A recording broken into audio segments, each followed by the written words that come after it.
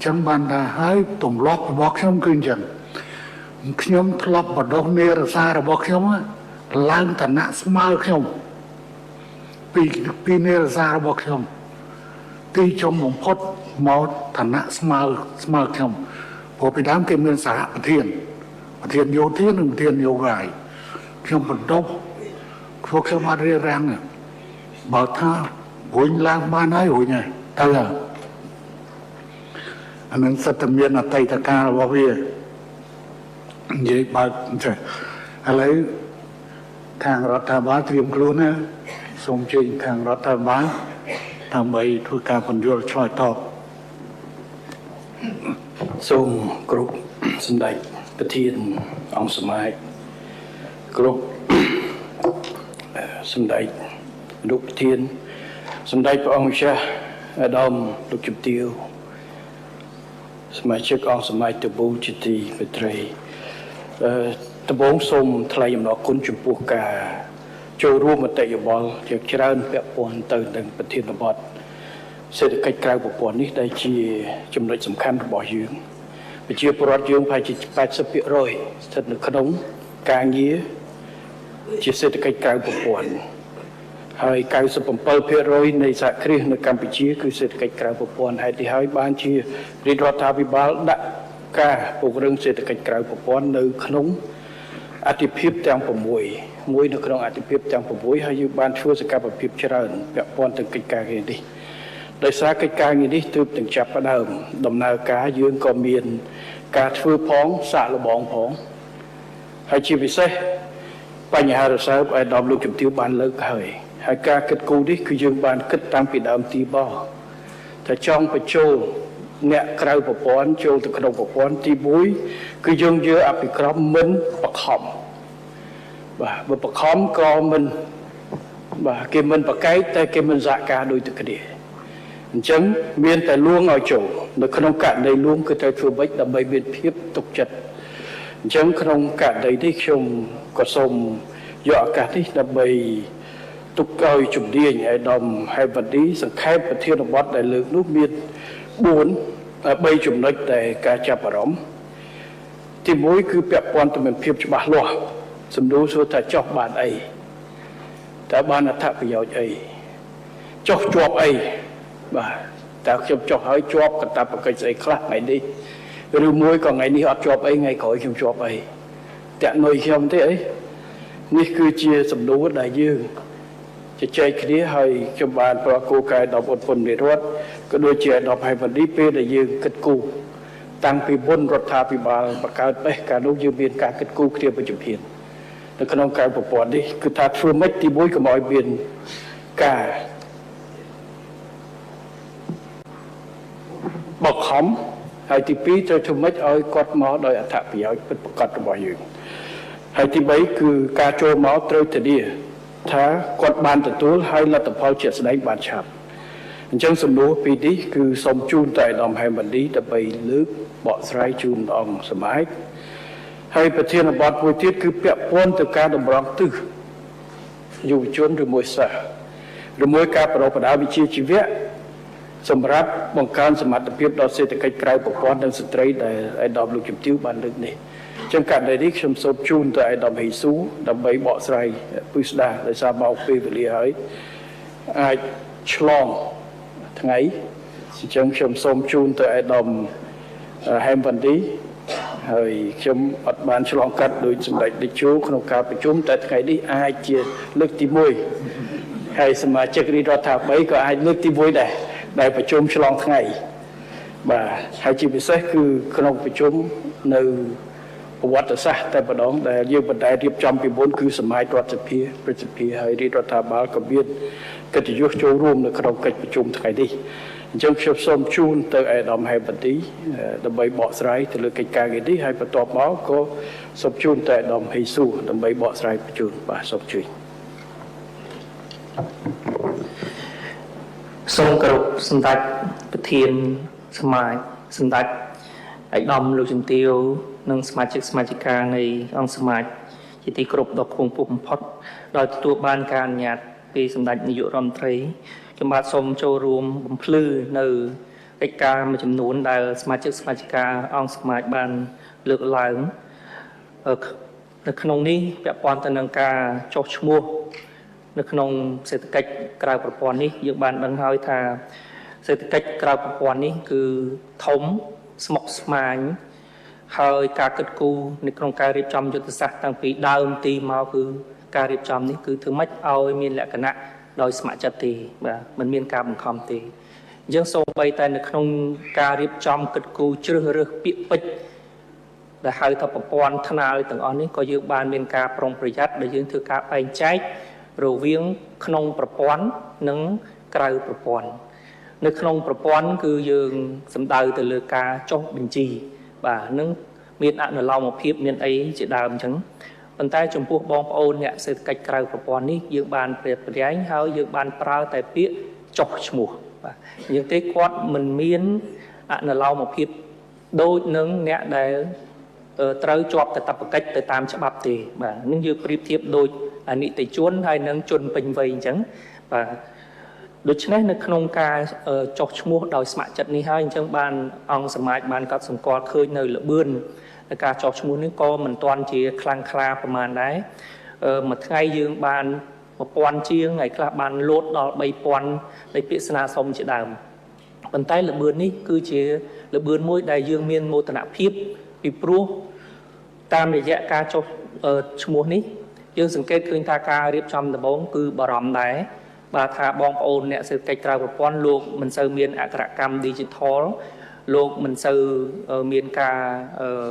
រអប់រំនៅមានកម្រិតជាដើមអញ្ចឹងបារម្ភអំពីតើការប្រើប្រាស់ថ្នាល Digital នេះទៅរួចឬទៅមិនរួចប៉ុន្តែជាក់ស្ដែងជាលទ្ធផលគឺ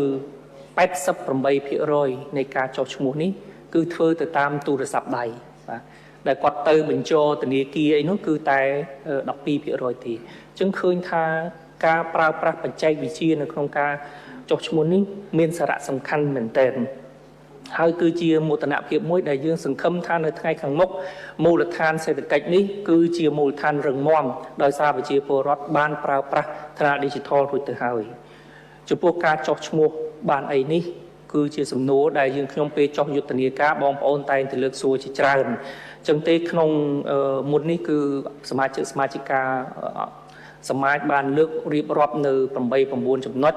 រួចមកហើយខ្ញុំបានសូមគូរំលេចបន្ថែមភាសាទីថ្មីដោយខ្លីៗទេ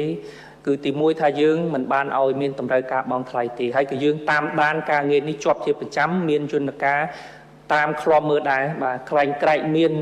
អ្នកខលខូចបាទយកការងារនេះទៅធ្វើអាជីវកម្មធ្វើឲ្យបងប្អូនយើងខាត់បង់ការរៀបចំថ្នាល Digital នេះក៏នឹងជួយជំរុញឲ្យបងប្អូនយើងទទួលបាននៅសេវាផ្សេងបន្ថែមទៀតដែរបាទអញ្ចឹង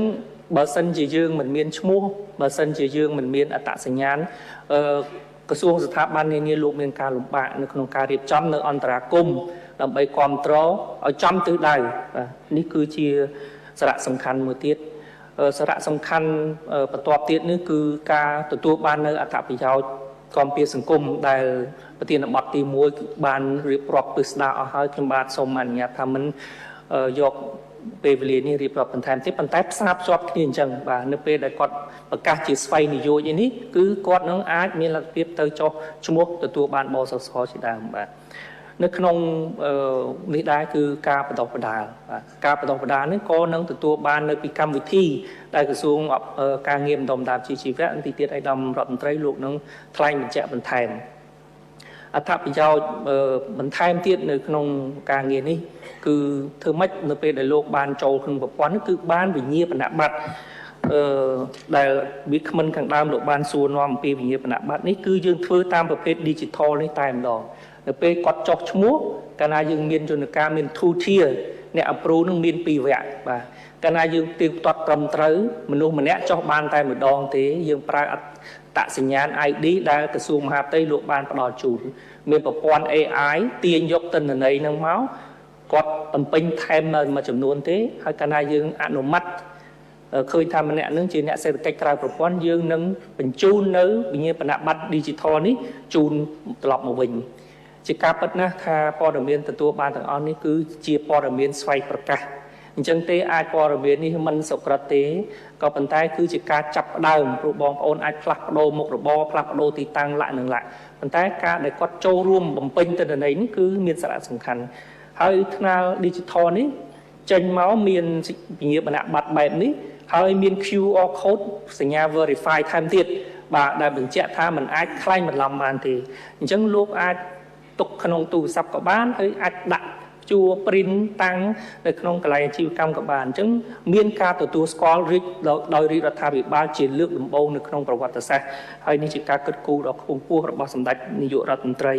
ហើយបងប្អូនមានការសប្បាយចិត្តបាទមិនទាន់បានអីក៏ដោយបានតែអត្តសញ្ញាណហ្នឹងក៏មានការសប្បាយចិត្តអត្តសញ្ញាណនេះទៀតនៅទៅថ្ងៃខាងមុខនឹងអាចយកទៅប្រើប្រាស់បានដោយក្រសួងស្ថាប័នបាទធនាគារជាតិក៏លោកបានចេញជាសារាចរណ៍ណែនាំទៅដល់គ្រឹះស្ថានមីក្រូហិរញ្ញវត្ថុធនាគារទាំងអស់ឲ្យលោកមេត្តាទទួលស្គាល់បាទនេះមានអត្តសញ្ញាណនឹងហើយទទួលស្គាល់បងប្អូនទៅពិចារណាផ្ដល់កម្ចីពិចារណាផ្ដល់សេវាហិរញ្ញវត្ថុទៅតាមនឹងអញ្ចឹងនេះគឺជាការរីកចម្រើនមួយធំមែនទែនហើយនៅក្នុងនេះក៏មានការគិតគូរអំពីការផ្ដល់នៅ QR code បន្ថែមទៀតទៅដល់អ្នកសេដ្ឋកិច្ចក្រៅប្រព័ន្ធឥឡូវគាត់ទទួលបាន QR code នេះគឺខ្លះប្រើតែជាដុល្លារទេប៉ុន្តែបើយើងប្រើជាលុយខ្មែរ QR code ទៀតគឺជនបរទេសទេសចរដែលគាត់មកពីស្រុកក្រៅគាត់ scan តែ QR code គឺគាត់ទូទាត់បានអញ្ចឹងអាចថ្ងៃខាងមុខគឺនឹងមានការលក់ដូរនេះមានការកើនឡើងថែមទៀតចំពោះកាតព្វកិច្ចបាទការជាប់កាតព្វកិច្ចនេះគឺជាកង្វល់ធំហើយយើងបានដឹងហើយថាបងប្អូនមានការខ្លាចរអាហើយទោះបីថាយុទ្ធសាស្ត្របានចែងច្បាស់អំពីការអនុគ្រោះនានាក៏ដោយប៉ុន្តែបងប្អូននៅតែបារម្ភថាចុះឥឡូវនៅក្នុងអាណត្តិទី7នេះឲ្យរួចទាំងអស់ហើយប៉ុន្តែទៅថ្ងៃខាងមុខខ្ញុំនឹងជាប់អីទៀតទេបាទជាការពិតយុទ្ធសាស្ត្រនេះគឺទោះបីរដ្ឋាភិបាលបានកំណត់ថាក្នុង5ឆ្នាំយើងនឹងធ្វើនៅក្នុងដោយដែលមានចែង45វិធានការកន្លឹះមានជាង120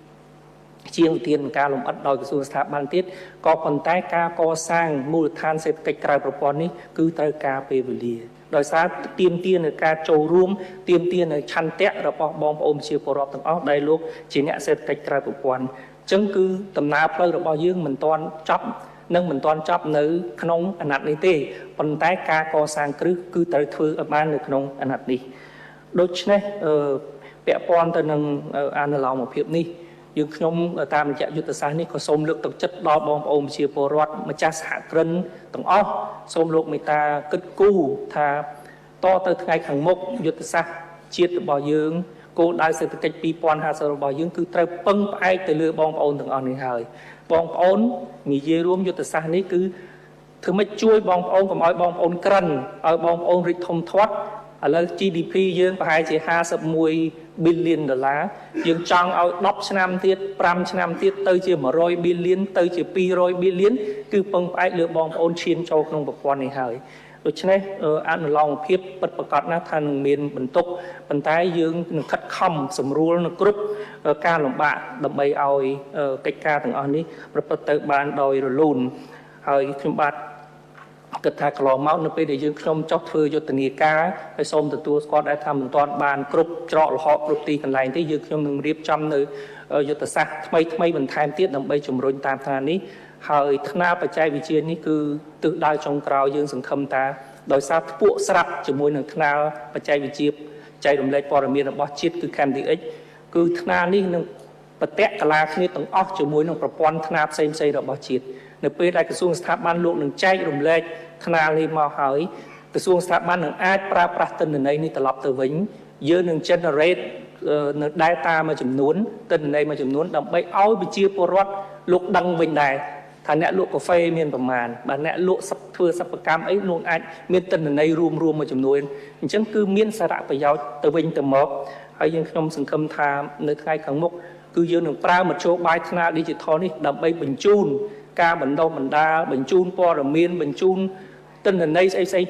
ទៅបងប្អូនប្រជាពលរដ្ឋទៅតាមថ្នាលនេះដោយសារជាប្រព័ន្ធ messaging មានប្រព័ន្ធ dashboard មានអីថែមទៀតហើយជាចុងក្រោយខ្ញុំបាទសូមថ្លែងអំណរគុណតាំងនាមគណៈកម្មការសម្របសម្រួលការវិវត្តសេដ្ឋកិច្ចក្រៅប្រព័ន្ធសូមអរគុណជាអនេកកម្មការចំពោះសមាជិកា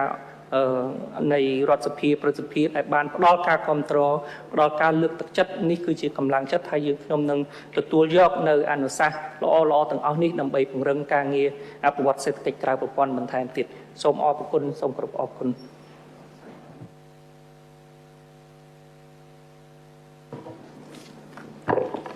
សូមគ្រប់សម្ដេចតេជោសម្ដេចអគ្គមហាសេរីតេជោសែនប្រធានសមាជជាទីគោរពដ៏ខ្ពង់ខ្ពស់សូមគ្រប់សម្ដេចព្រះអង្គម្ចាស់ឧត្តមលោកជំទាវសមាជិកសមាជិកានៃអង្គសមាជជាទីគោរពដែលមានការអនុញ្ញាតដ៏ខ្ពង់ខ្ពស់របស់សម្ដេចធិបតីនាយករដ្ឋមន្ត្រីខ្ញុំបាទសូមការអនុញ្ញាតជាថ្មីម្ដងទៀតដើម្បីបញ្ជាក់ជូន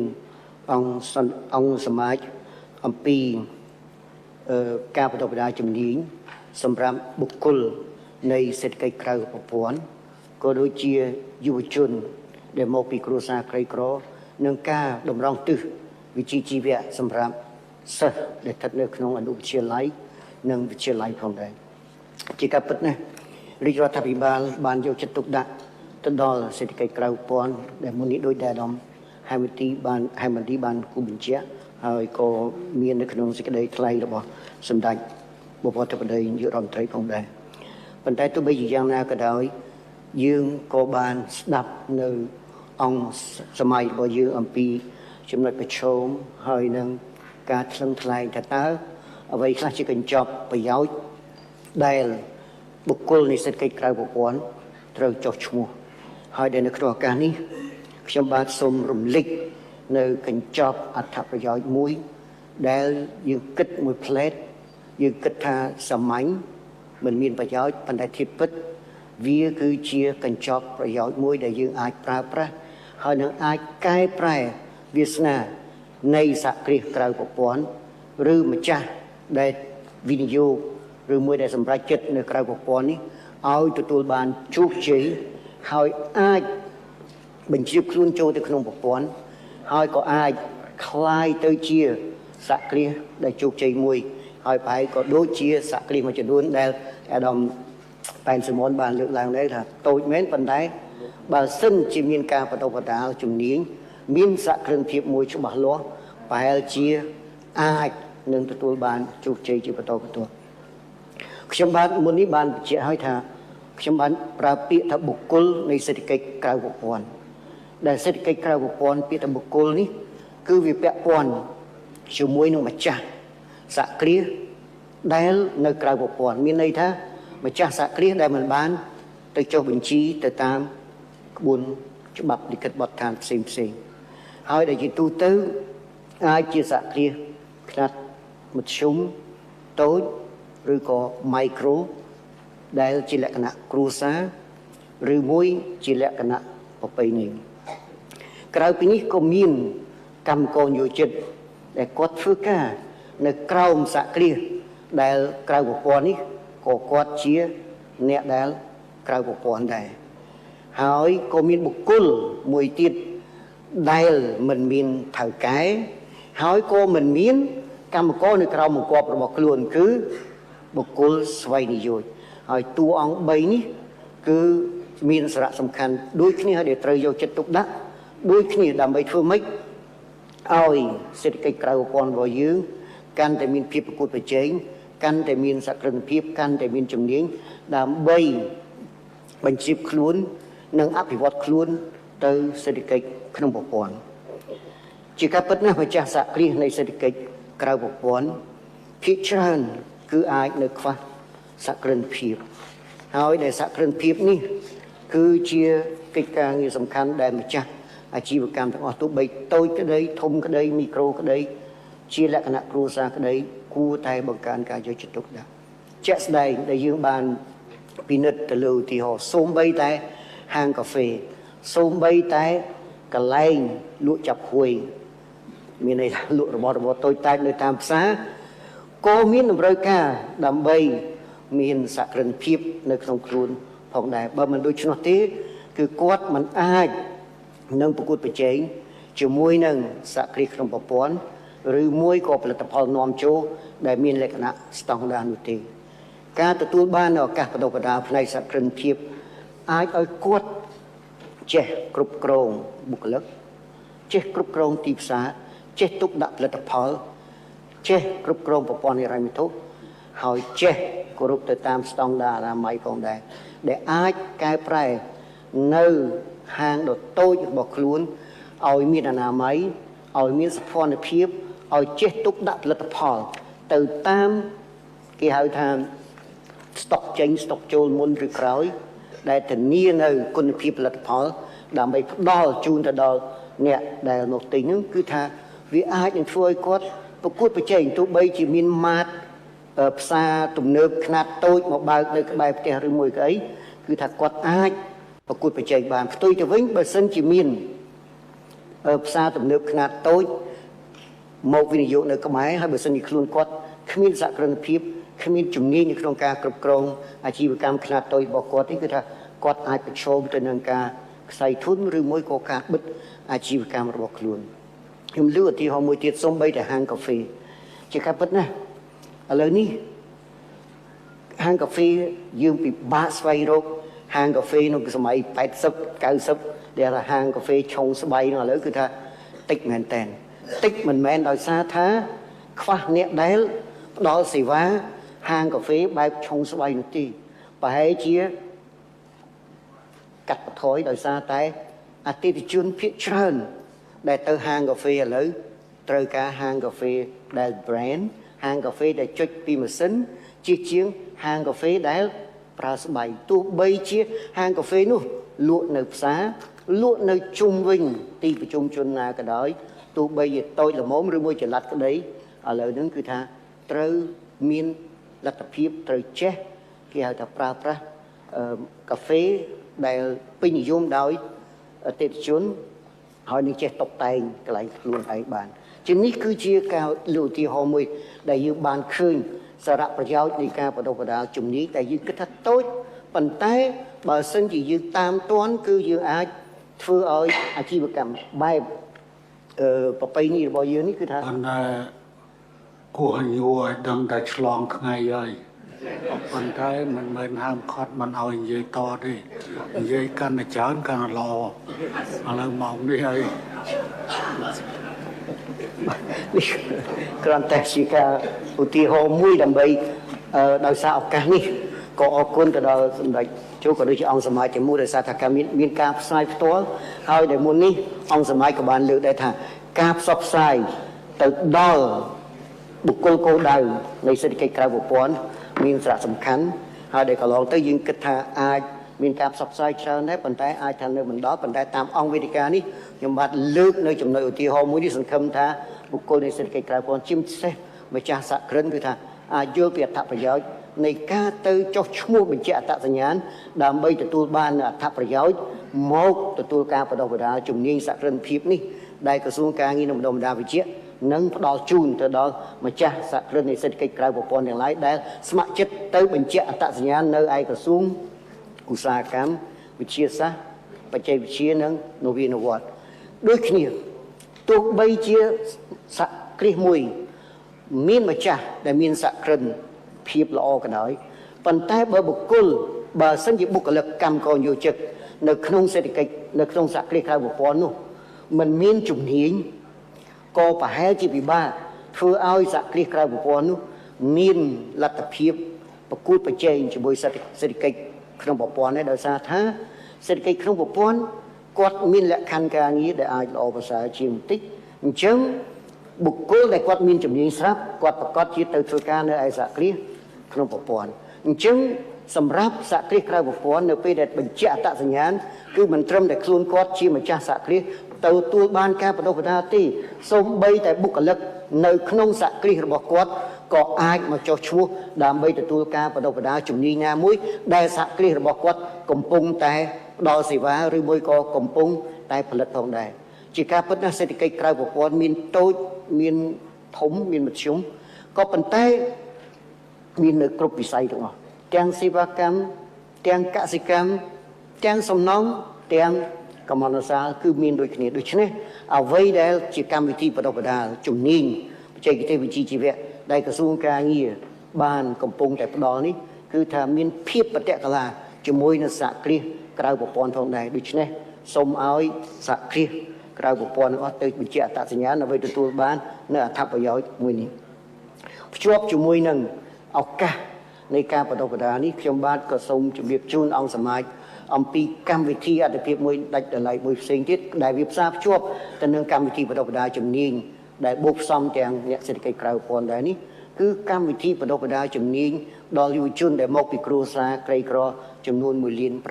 នាក់ដែលនេះគឺជាកម្មវិធីប្រកបដោយមហិច្ឆតាខ្ពស់របស់រាជរដ្ឋាភិបាលក្នុងគោលបំណងដើម្បីប្រែក្លាយកម្លាំងពលកម្មរបស់យើងជាពិសេសកម្លាំងពលកម្មដែលមកពីគ្រួសារក្រីក្រឲ្យមានជំនាញមួយពិតប្រាកដដែលអាចទៅធ្វើការនៅក្នុងសហគ្រាសក្នុងប្រព័ន្ធទៅធ្វើការងារដែលជាការងារសមរម្យជាការងារដែលមានគុណភាពកាន់តែល្អហើយកម្មវិធីបដិបដា1.5 លាននាក់នេះគឺជាកម្មវិធីមួយដែលមិនមែនជាការផ្ដល់នៅអត្ថប្រយោជន៍តែមួយគ្រានោះទេប៉ុន្តែយុវជនដែលមកពីគ្រួសារក្រីក្រដែលឆ្លងកាត់វគ្គបដិបដានេះហើយគឺនឹងមានជំនាញមួយដែលអាចនឹងបង្កើតនៅចំណូលជាប្រចាំហើយដែលនឹងអាចរំដោះគ្រួសាររបស់ខ្លួនចេញពីភាពក្រីក្រផងដែរបច្ចុប្បន្ននេះបើយើងឲ្យយមន័យគ្រួសារក្រីក្រហើយបើយើងធៀបជាមួយនឹងប្រាក់បៀវត្សដែលយុវជននៃគ្រួសារក្រីក្រអាចនឹងទទួលបានក្រោយពីចប់វគ្គបដិបដា1.5 លាននាក់នេះគឺថាខុសគ្នាឆ្ងាយណាស់ប្រាក់ឈ្នួលអបបរមាឬប្រាក់ឈ្នួលគោលនៅសហគ្រាសក្នុងប្រព័ន្ធសហគ្រាសផ្លូវការគឺថាបច្ចុប្បន្ននេះគឺមិនទាបជាង$200នោះទេអញ្ចឹងមួយឆ្នាំគឺថាបុគ្គលម្នាក់នេះអាចធ្វើឲ្យគ្រួសាររបស់ខ្លួនមានចំណូលយ៉ាងតិចក៏$2,400ដូច្នេះគឺចាក់ផុតពីភាពក្រីក្រតែម្ដងហើយដូច្នេះហើយបានជារាជរដ្ឋាភិបាលគ្រប់វេទិកាទាំងអស់សម្ដេចធិបតីនាយករដ្ឋមន្ត្រីបានជម្រាបទៅដល់ទូអង្គពាក់ព័ន្ធក៏ដូចជាក្រសួងស្ថាប័ន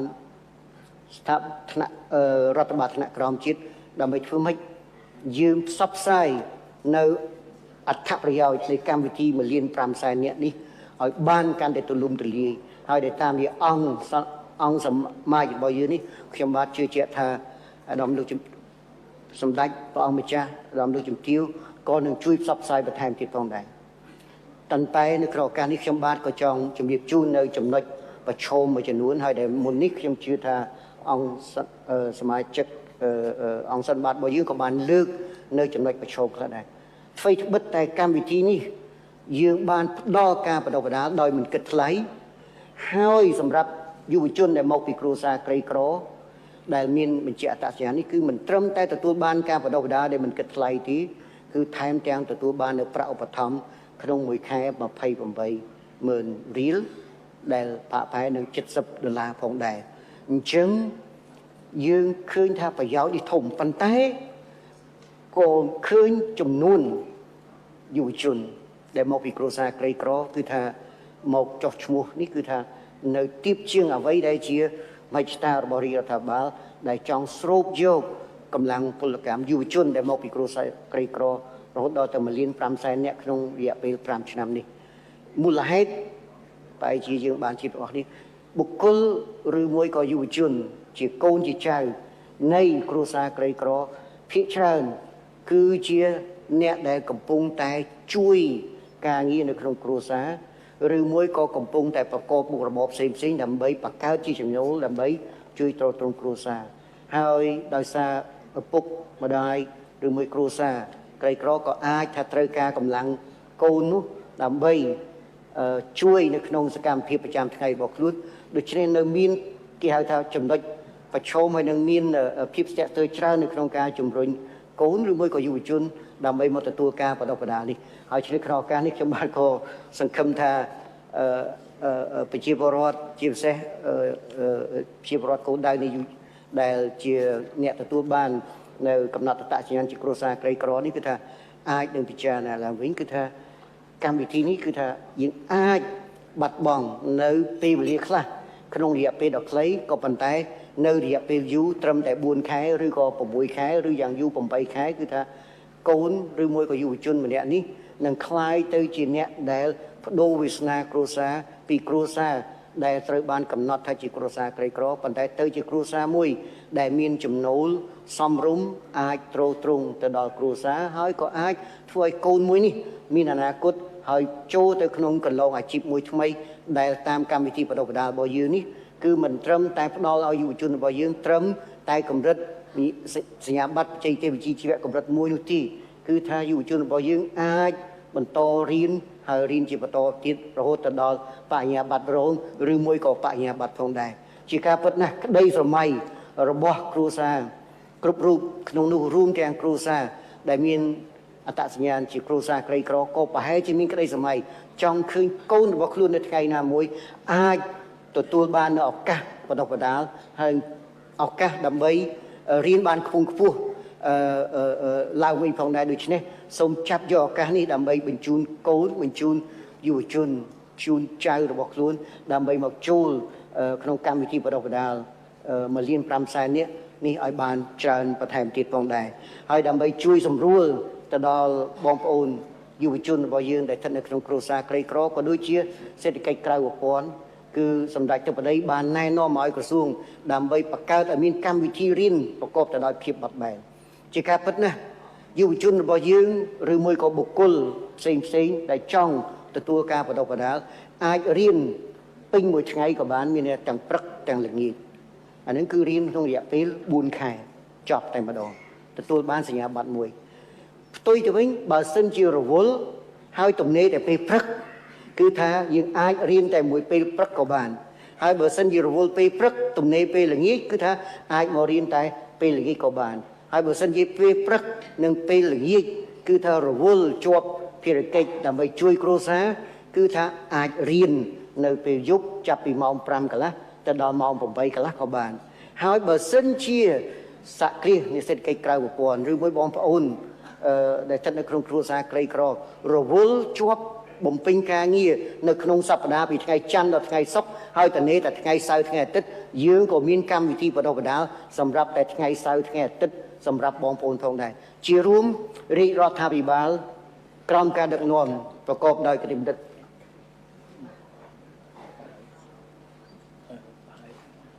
របស់សម្ដេចធិបតីនាយរដ្ឋមន្ត្រីគឺថាមិនត្រឹមតែផ្ដល់ឱកាសក្នុងការបណ្ដុះបណ្ដាលទេក៏ប៉ុន្តែក៏ផ្ដល់នៅភាពបត់បែនជូនទៅដល់ទូអង្គពាក់ព័ន្ធទាំងសេដ្ឋកិច្ចក្រៅប្រព័ន្ធទាំងយុវជនដែលមកពីគ្រួសារក្រីក្រផងដែរហើយជាចុងក្រោយនេះខ្ញុំបាទក៏ចង់យកឱកាសនេះបញ្ជាក់បន្តិចផងដែរពាក់ព័ន្ធជាមួយការតម្រង់ទិសវិជ្ជាជីវៈតាមការចង្អុលបង្ហាញរបស់សម្ដេចធិបតីគឺក្រសួងអប់រំនិងក្រសួងការងារនិងបណ្ដុះបណ្ដាលវិជ្ជាជីវៈកំពុងតែរៀបចំនៅ